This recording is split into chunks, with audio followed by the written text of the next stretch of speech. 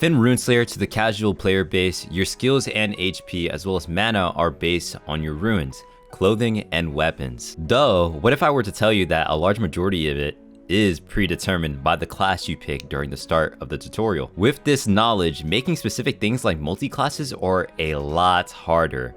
Want a warrior mage? If you go warrior first, you'll have no mana at all. A prime example of this is this image here where a tester is going warrior mage. He's able to equip heavy armor, though he is not able to use any of these spells as he wants, as his mana pool is strict to 160 at level 32, which is barely any mana to cast any sort of spell, really. The aim of my suggestion within the Discord, as some people were unaware, was to remove this limitation of predetermined classes. I wholeheartedly feel that you and me as a player should be allowed to invest these stat points with free will into points that we want for our character to grow with, which would just give us a whole lot more freedom in classes we want, and the freedom to min-max our builds even further than what we are capable of doing right now. It also creates a good sense of class diversity within the multi-class system that already exists, so it's just a plus all around for replayability, build experimentation, and just gameplay. Although I am fully aware that there might be cons, but these cons can be combated really easily here. For example, the freedom of choice. It's way easier to fuck up builds if you're, starting off for the first time. It's not beginner friendly at all. Although on the flip side, you have the freedom of choice, right? It allows you for more diversity within skills, between classes, knowing what to do for your strengths and weaknesses between the different classes, and you're able to actually cook up some pretty cool, valid, interesting builds too with the, limited skills you're gonna get as a, split build. What happens to existing builds if this gets implemented? It'll be easy. Just make it so whatever stat points we had beforehand from just, raw leveling is able to be redistributed by the player on some type of menu, so they're able to, actually customize their build even further. Do existing stats need to be tweaked?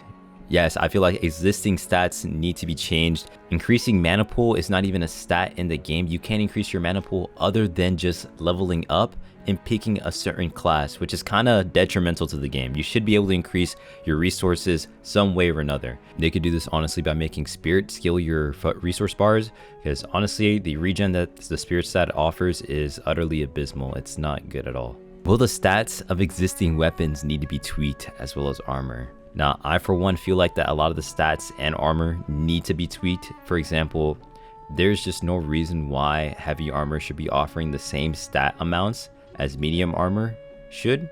Because for one, when you're using heavy armor, you're essentially getting damage reduction, flat damage reduction across the board when it comes to literally all damage types, which is absolutely huge. At max, for example, a level 40 attacker will be dealing 40% to 50% damage to you, depending on what races, what buffs you're using, and all other sorts of things. But yeah, you can essentially get 50% damage reduction if you are just playing a warrior class, which is utterly insane. On top of all that damage reduction, you happen to also get a bunch of strength, because those armors have, strength supplemented onto them.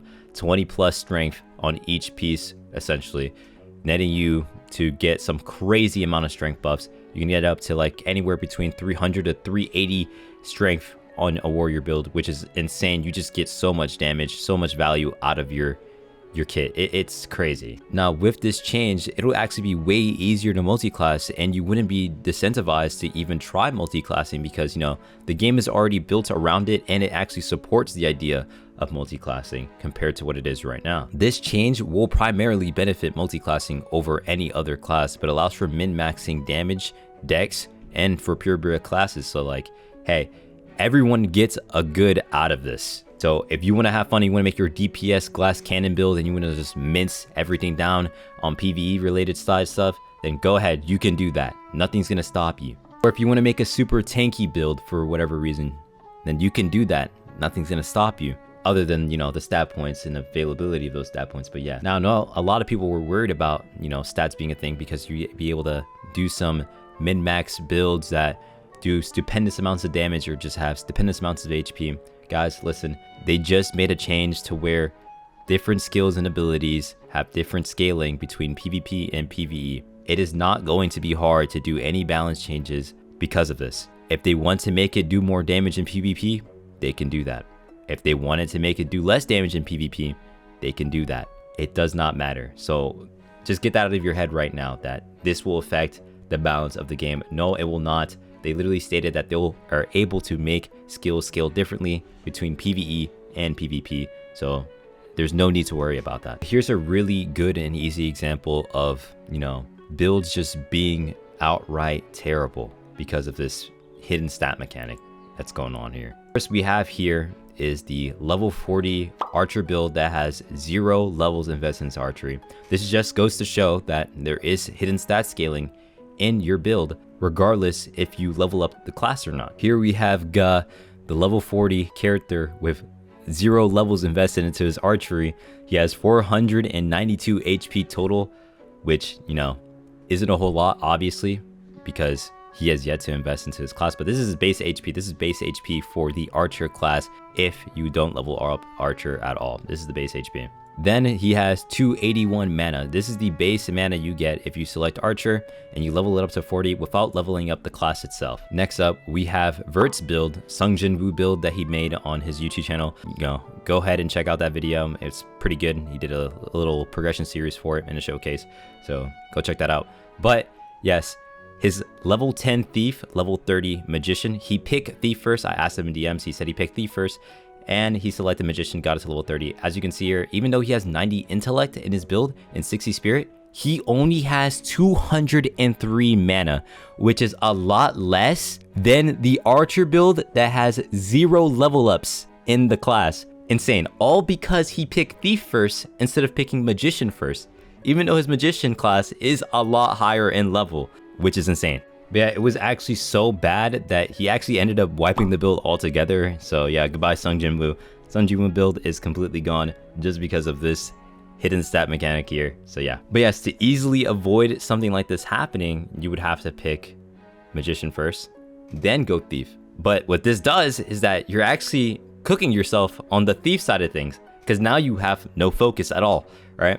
Now your focus is just utterly abysmal. You can't do anything with your focus bar, and you're just not dealing enough damage. You don't have the HP that you should have. It's just a whole lot of fuckery.